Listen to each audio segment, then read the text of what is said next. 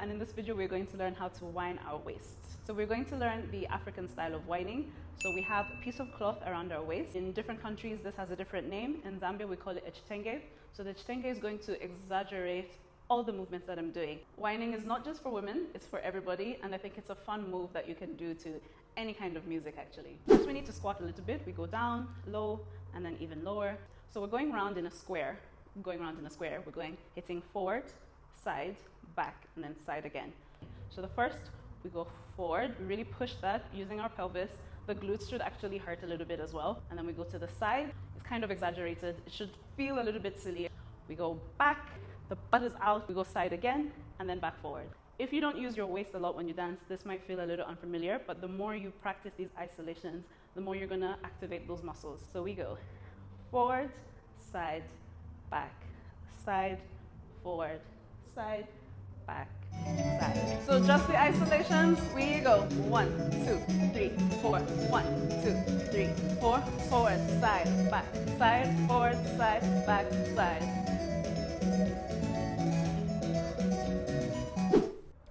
So now that you've got those isolations, we're going to trace round in a circle, but hitting all the same points.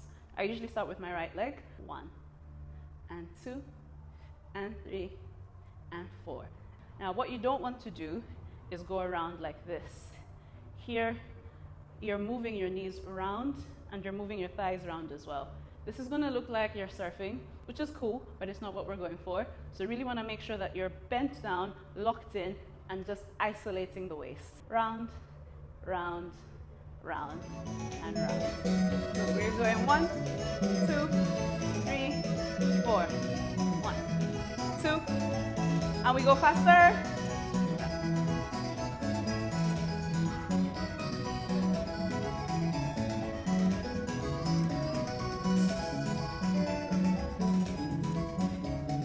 Okay, so we've got the whine down, so some things to make it cool.